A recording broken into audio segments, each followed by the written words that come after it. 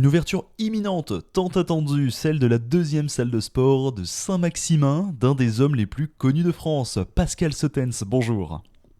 Bonjour, bonjour, ou plus communément appelé Pascal le grand frère aussi. Et oui, Pascal le grand frère, effectivement, tu vas ouvrir une salle de sport pas comme les autres, mais à quoi peut-on s'entendre quand on va avoir une seconde salle de sport à Saint-Maximin?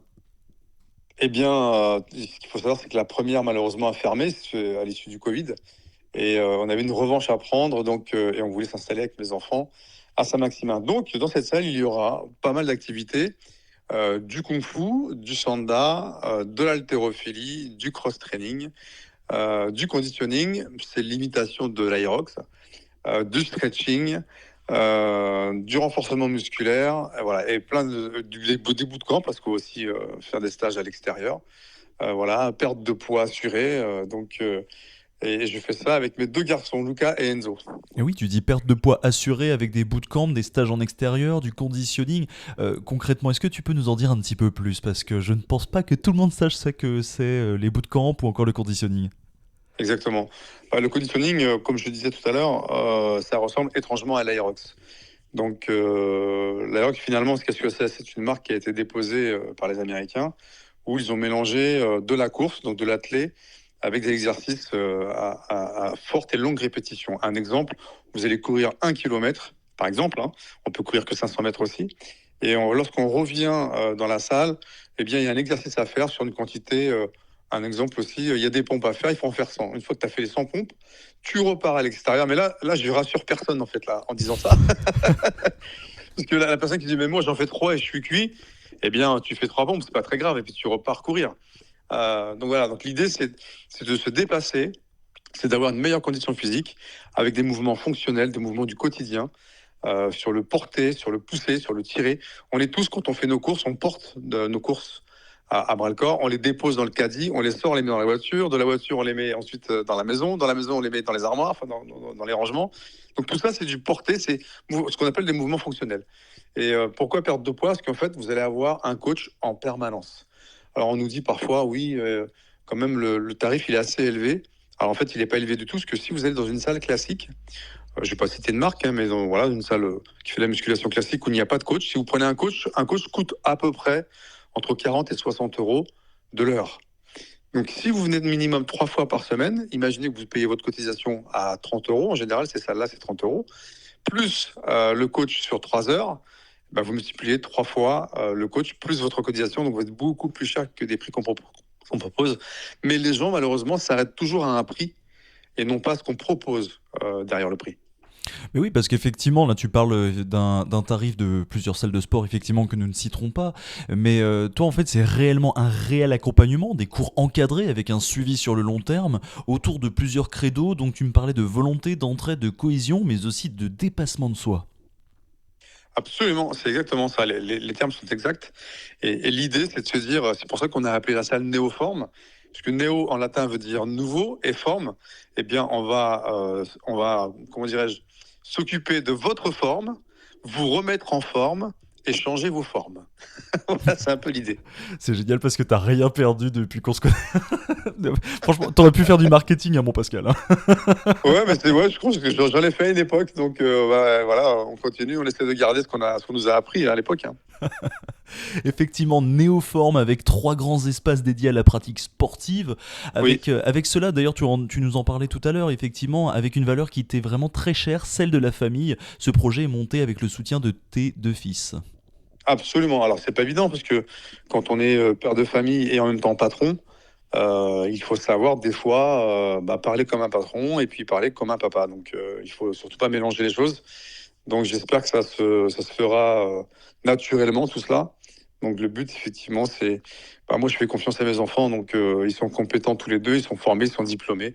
Donc voilà. Donc aujourd'hui, ils ont opinion sur rue. Et comme j'ai eu l'expérience d'avoir pris des coachs à l'époque, l'ancienne salle, où ça s'était pas trop bien passé. Donc, je voulais pas renouveler l'opération. Donc, je me suis dit, voilà, est-ce qu'on monte un projet en commun? Ce projet, ça fait plus de 2 ans qu'on en parle. Donc, c'était mûrement réfléchi quand même, hein. On n'ouvre pas une salle juste pour ouvrir une salle. Donc, 2 ans. 2 ans à réfléchir aux propositions qu'on pouvait faire aux personnes qui souhaitaient venir s'entraîner chez nous. 2 ans à bûcher sur du papier, à imaginer des plans de salles. Donc on a visité en 2 ans de temps, je sais pas, une vingtaine de salles sur Saint-Maximin, parce qu'on voulait s'implanter à Saint-Maximin. Et puis la dernière salle fut la bonne, c'est ça qui est fou. J'avais dit à mes enfants, voilà, on visite cette salle-là. Ça fait tellement longtemps qu'on en visite, si jamais c'est pas la bonne, moi j'arrête de visiter et ce projet tombera à l'eau. Il s'est avéré que cette salle, ça a été le coup de cœur. Et on s'est dit, mais il y a un gros potentiel, il y a pas mal de travaux à faire, mais il y a un gros potentiel. Et effectivement, que lorsque les gens rentrent dans cette salle, ils découvrent dans un premier temps l'accueil, qui est plutôt un espace très ouvert, un petit peu open space, les tatamis et les sacs de frappe qui sont accrochés au mur. Et on se dit, oh, c'est pas très grand. Et en fait, lorsqu'on découvre la deuxième partie, on se dit, ah ouais, quand même, il y a quelque chose. Et la dernière partie, j'adore la faire découvrir à la fin. Et de toute façon, c'est dans le parcours de la visite, ils découvrent la salle de cross. Et là, on me dit, ah ouais, mais vraiment comme ça, hein. Ah ouais, on n'imaginait pas ça. Et ce qui me ravit, c'est que je me dis, eh bien, on a fait le bon pari, on a trouvé le bon endroit. Donc voilà. Ouais, c'est ce que tu as cherché en fait, à créer la surprise.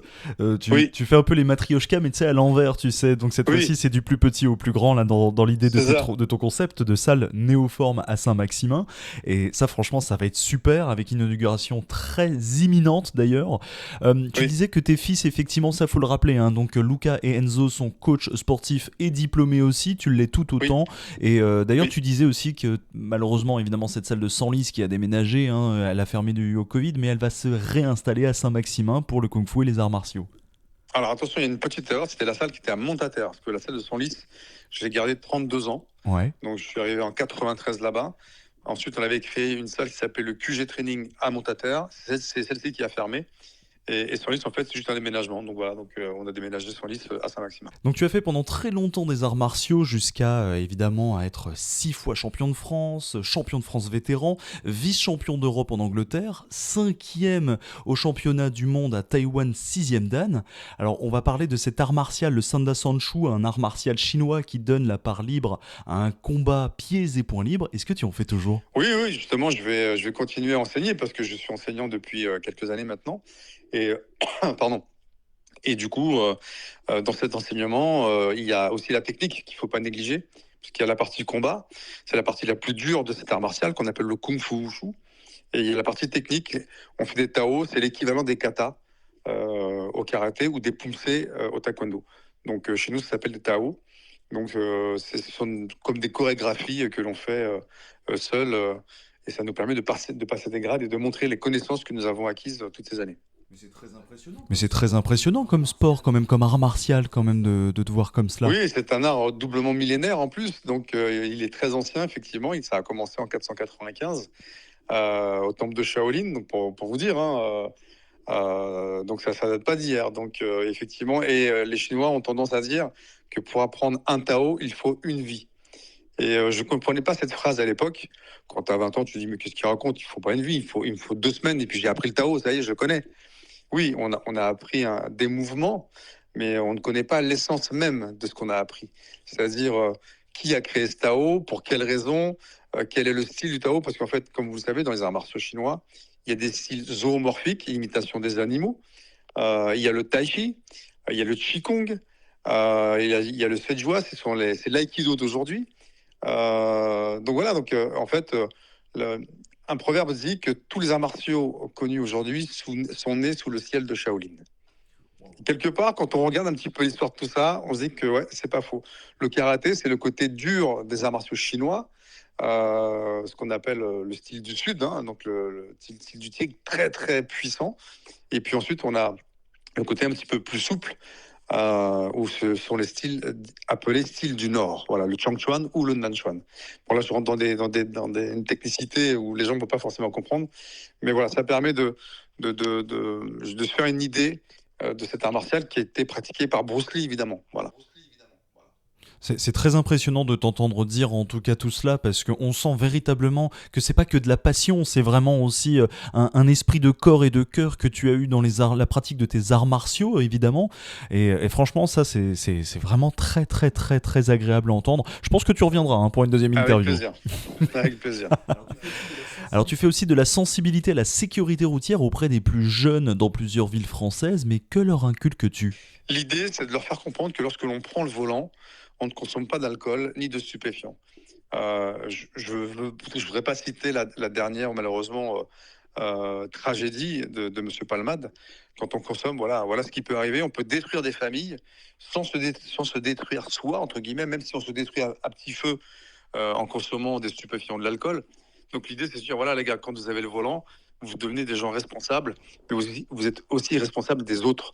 Donc voilà, et lorsqu'on fait gagner cette formation permis de conduire, que ce soit auto, moto, bientôt bateau et j'espère un jour camion, sur toute la France, on sillonne aussi la Belgique, etc. J'ai créé un slogan qui est le suivant et qui est simple et que tout le monde va comprendre, c'est si t'as bu, t'as perdu. Et effectivement, on peut perdre la vie, on peut perdre son permis, on peut perdre effectivement sa dignité, voilà, on peut perdre pas mal de choses. Donc voilà, une voiture, parfois c'est un bolide. On pense, parce qu'on est titulaire de ce permis de conduire, on pense qu'on maîtrise tout ce qui se passe sur la route. Et parfois, c'est pas toujours le cas. Elle est excellente cette idée, si t'as bu, tu as perdu, donc c'est ton idée Pascal, et tu offres en fait avec l'association de la prévention routière, donc des permis de conduire, moto, peut-être bateau et poids lourd, peut-être un jour, effectivement le tirage au sort en fait, bon, semble assez ludique, mais quand même très sensible. Oui, parce qu'il y a des parcours qui sont faits sur chaque événement. On fait porter des masques de ski en fait, où la vue est troublée. Donc lorsque vous mettez ce masque, vous perdez vos repères. Pardon. Vous perdez vos repères et il y a un petit parcours, hein, comme ce qu'on faisait à l'école à l'époque. Il y a une petite route qui est dessinée au sol, c'est une espèce de tapis, hein. On met des plots un petit peu partout. L'idée, c'est de suivre le chemin sans toucher les plots, parce qu'on considère que des plots, ça peut être des personnes, des hommes, des femmes, des enfants. Et alors, on y joue quelque part, mais lorsque les personnes se disent ah, j'ai touché 5 plots, donc ça veut dire que j'ai peut-être tué 5 personnes parce que ma vue est troublée, parce que j'ai pas 100% de mes capacités visuelles et de réflexe évidemment. Donc, et tous ceux et celles qui ont essayé de faire ce parcours sans embûche me disent en retirant ce masque, me disent mais Pascal, c'est incroyable, j'ai encore la tête qui tourne.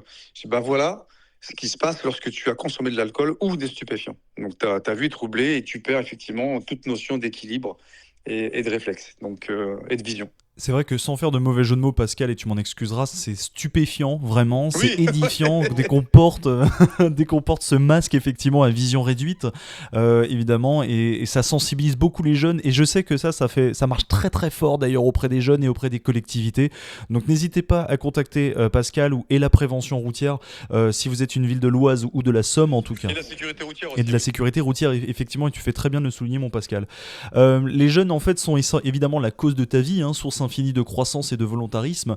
Donc, effectivement, tu nous as parlé de ta sensibilité, effectivement, tu fais très attention à ce que les jeunes respectent, évidemment, les règles. On parle même de toi sur un nouveau retour à la télévision. Est-ce que c'est concret, cela ? Dis donc, tu m'as l'air bien informé. Alors, pour être honnête, pour l'instant, rien n'est signé. On en discute depuis un bon moment. On attend le retour de la production qui veut s'en occuper.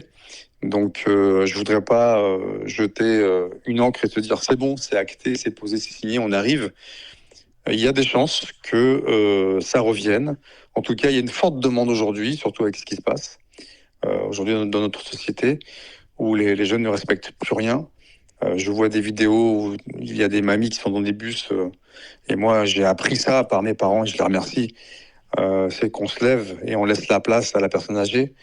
Nous à l'époque, moi dans mon quartier au plateau de Creil, on prenait les sacs de courses des grands-mères, des papis, des mamies et puis on les montait chez eux ou chez elles, hein, nous-mêmes parce qu'on voulait être sympa, rendre service et c'était normal de prendre soin de nos aînés. Donc oui, donc aujourd'hui il y a une grosse discussion sur un retour potentiel de l'émission. En tout cas, en attendant ton retour, on peut te voir très prochainement à Néoform, à Saint-Maximin, cette salle spacieuse avec 3 grands espaces où l'on peut pratiquer le sport et les arts martiaux.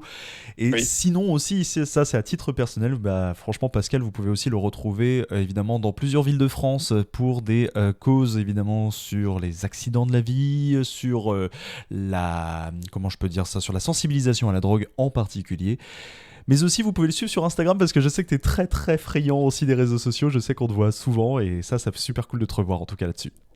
Absolument, bah, il y a Instagram, il y a TikTok aujourd'hui, hein, j'ai plus d'1 100 000 abonnés. Et il y a la chaîne YouTube qui s'appelle Pascal et JM, où nous essayons de faire rire un peu les gens. Et c'est vrai que ceux qui nous regardent me disent, Pascal, franchement, tu me fais marrer, je passe un beau moment le soir quand il n'y a rien à la télé, je mets la chaîne YouTube Pascal et JM. Et les gens sont assez étonnés de me voir souriant. Parce qu'on me connaît plutôt comme quelqu'un de tendu, des fois même très tendu. Euh, mais là, on me voit en train de me marrer sur mon canapé. Donc voilà, n'hésitez pas à aller sur cette chaîne. Si vous souhaitez vous abonner, faites-le. Sinon, bah, le fait de regarder déjà, c'est très gentil. Et puis bah, sur TikTok, où je vais effectivement, on va parler de la salle Néoforme d'une part. On va poster pas mal de vidéos.